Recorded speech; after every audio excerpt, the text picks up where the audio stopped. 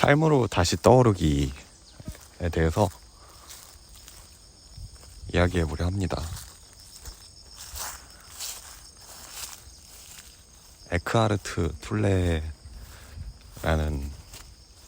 분이 쓴 책이고요.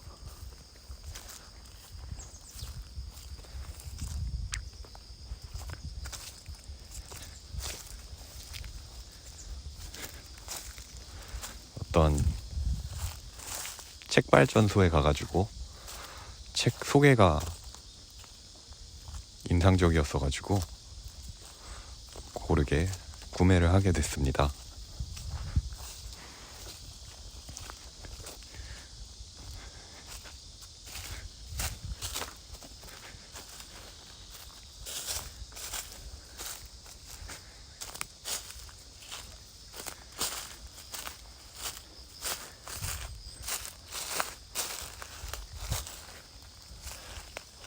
삶으로 다시 떠오르기는 우리의 영적인 삶에 대해서 이야기를 합니다. 영적인 삶이 무엇인가?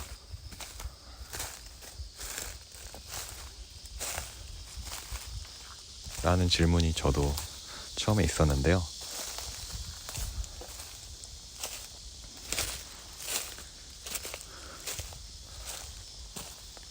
그 부분에 대해서 영적인 삶을 무엇인지를 깨닫게 되는 이 책을 읽으면서 영적인 삶이 무엇인지, 그 반대의 삶이 무엇인지를 통해서 깨달을 수가 있었습니다.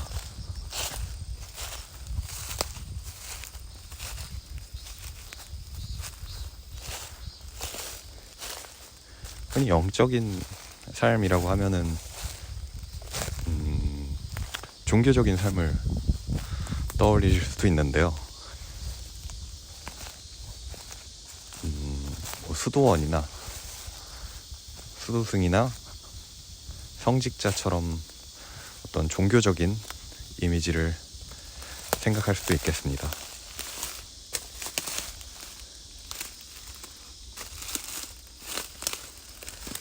관련이 상관관계가 있을 수도 있겠지만 저는 그 둘은 크게 관련이 없고, 영적인 삶은 누구나 살아갈 수 있고, 그리고 어떤 종교적인 것이 아니고 삶의 태도, 우리 삶과 정신을 어떻게 사용할지의 태도에 관한 것이라고 생각을 합니다.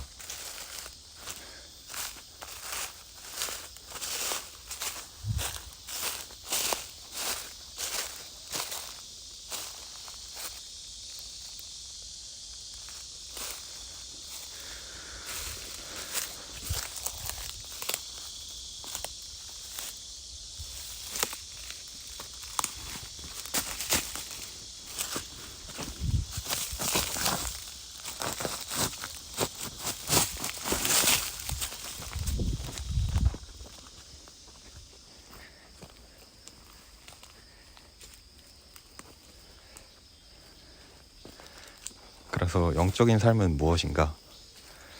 라고 하면은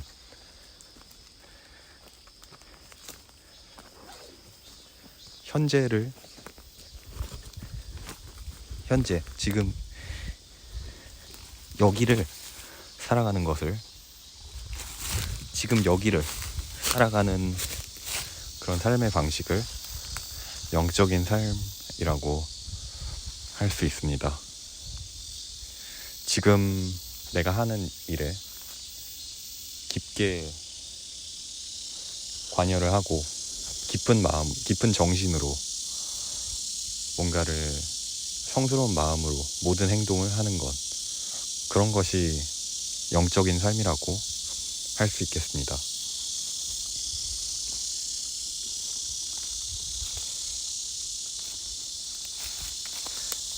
면접도 아니고 두괄식으로 말하기에는 좀 복잡한 개념이라고 생각을 하는데요.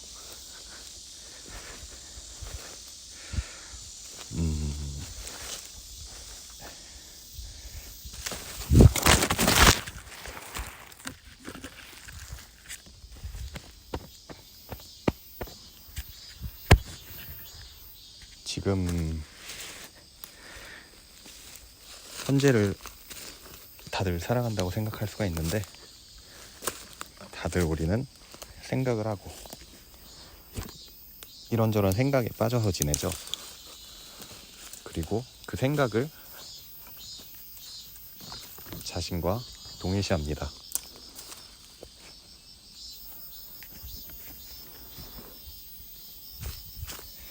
그리고 감정도 있습니다. 어떤 생각을 통해서 감정이 들 때 그 감정을 자신과 동일시하게 됩니다. 그런 삶이 이제 에고에 사로잡힌 삶이라고 저자는 말합니다.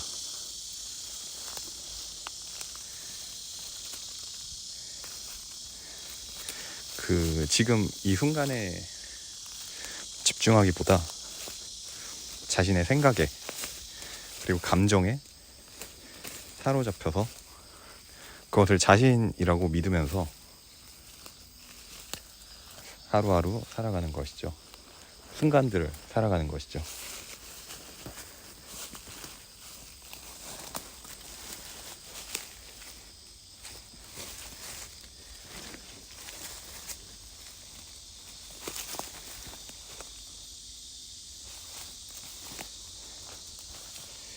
그리고 고통체라는 것도 있습니다. 고통체라는 거는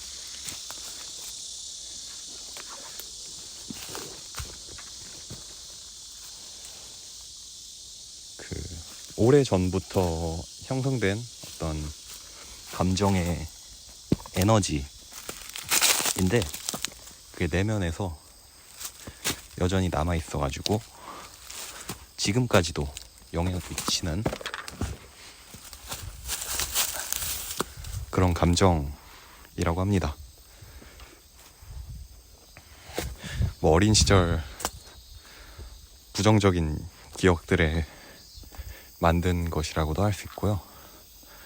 그런 것들이 이제 현재까지도 자신에게 그 감정이 지금도 남아있다는 것이 문제죠.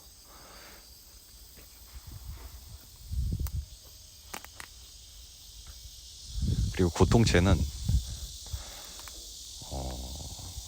보통 이제 감정이라고 하면은 감정은 생각에 대한 반응이라고 이야기를 하는데, 이 고통체에는 감정 그 자체가 부정적인 감정이 너무 세서 부정적인 생각을 만들기까지 한다고 합니다. 그리고 고통체는 주변 사람들까지 다 불행해지는 것을 보고 싶어 하기 때문에 주변에 부정적인 에너지들을 내뿜는다고 합니다. 그래서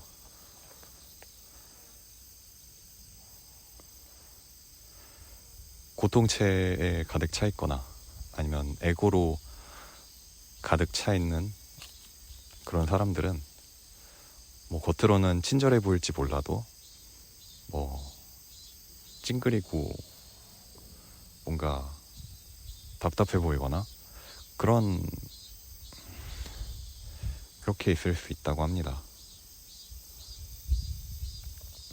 어딘가 불편한 구석이 있는 거죠. 자유롭지 않은 상태.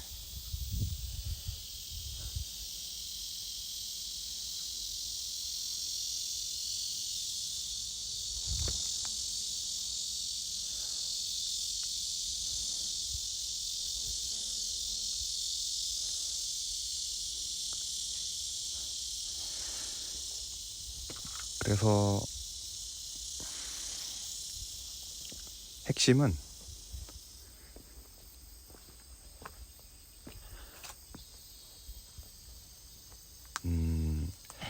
과거에 대한 생각이나 미래에 대한 생각이나 그런 것들은 다 과거나 미래나 다 우리의 생각이 만든 개념이고, 사실상 존재하는 거는 지금 이 순간 많이 존재하고, 그렇기 때문에 우리는 지금 이 순간에 집중을 하면서 온 정신을 들여가지고, 정신이 나 자신이라고 합니다. 뭐 자아나 생각 그런 것들이 내가 아니고 의식이 나라고 합니다. 그래서 지금 여기에서 집중하며 살아가자, 이런 메시지로 이해를 했습니다. 그런데 꽤 두꺼운 책이고 꽤 뚱뚱한 책이고,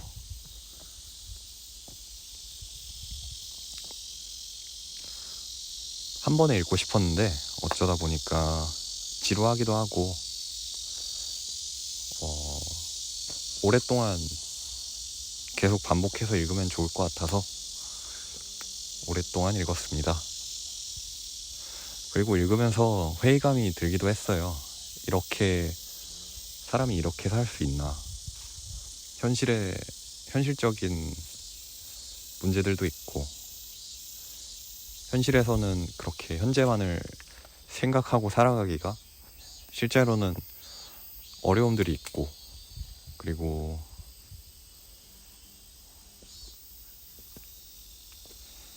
여러 사회적인 규칙들도 여기에 잘 맞춰서 적용을 해야 하고,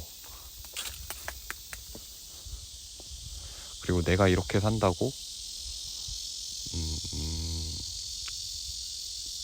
잘 이게 맞는 방법인가, 현실적으로 그런 의심들이 들더라고요.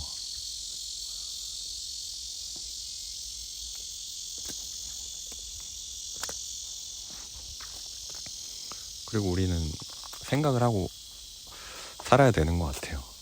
뭐 아주 영적인, 아무 일도 안 해도 되는 게 아니면은 생각을 해야 하고, 그리고 자기 자신이 어떤 모습으로 보일지도 생각을 해야 하고, 과거와 미래에도 좀 걱정을 하기도 해야 하고, 현실적으로는 그럴 필요가 있는 것 같아요. 물론 그럴 필요가 있지만, 저는 그럼에도 다 읽으면서 느낀 게,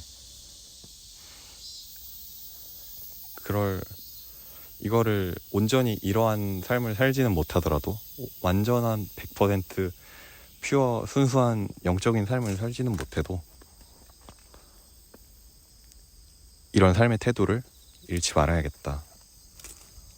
이런 삶의 태도를, 이런 감각을 계속해서 간직을 해야겠다. 하고 싶다.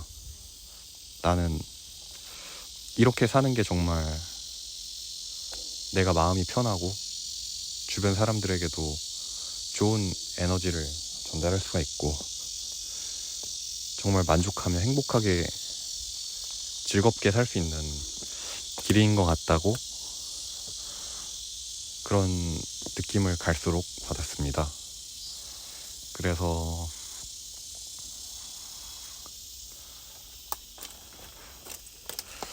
어떤 부분에서 그랬냐면, 그러니까 미래에 대해서 어떤 기대를 한다고 제가 그거를, 미래에 대해서 어떤 원대한 목표를 잡고 그거를 향해 나아간다고 해서 저는 그런 동기로 나아갈 수 있는 사람이 아니더라고요. 그래서 대신에 여기 책에 나온 대로 지금 하는 일에 즐거움을 느끼고 또 열정을 느끼면은 그런 것들이 내가 원하는 어딘가로 데려다 주지 않을까. 이 순간순간에 행복한 게, 순간순간에 하는 일에 온전히 온전할 수가 있을 때 정말 뭔가를 달성할 수 있지 않을까, 그거는 그런 깨달음이 들었습니다. 그리고 지금 하는 공부도 뭔가 의무감에 하는 느낌이라 진도도 그렇게 잘 나가지 않고,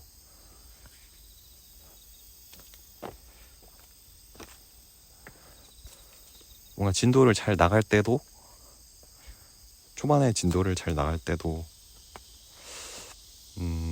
뭔가 내가 여기에 사로잡혀 있다는 느낌이 들지가 않았어요. 다른 내가 좋아하는 일을 할 때 드는 느낌, 예를 들어서 저는 잡지 디자인을 할 때 되게 시간 가는지 모르고 뭐 16몇 시간씩 작업을 하기도 했는데요. 또 뭐 기획이나 어떤 조직에 관한 관리를 할 때, 그럴 때 되게 몰입을 해서 작업을 했는데 그때 그런 열정이 나오지를 않더라고요. 그런 뭔가를 즐거움, 몰입, 사로잡힘, 그런 즐거움이 나오지가 않아서 그런 즐거움을 느낄 수 있는 일을 하면 좋겠다고 생각을 했습니다. 그리고 어떤 면에서는 저는 모든 많은 육체 노동자들이 영적인 삶을 살고 있다고 생각을 했습니다.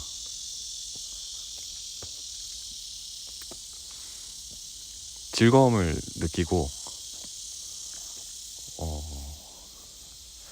뭔가 하는 일에서 자기 하는 일을 받아들이고 또 거기서 즐거움을 느끼는 사람들도 있으니까, 생각을 그리 하지 않으니까 어떤 오히려 자유로운 사람들이 많다는 느낌을 받았습니다.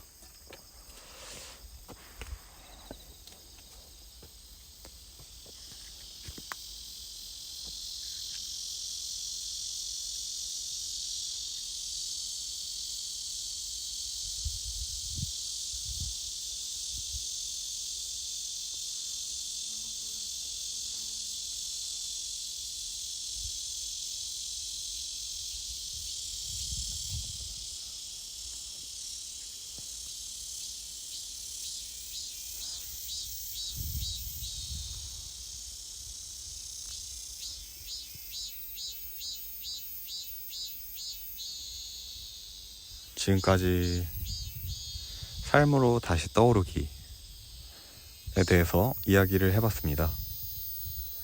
그럼 다들 지금 이 순간 잘 살아가기를 바라면서 다음에 다시 찾아오겠습니다. 감사합니다.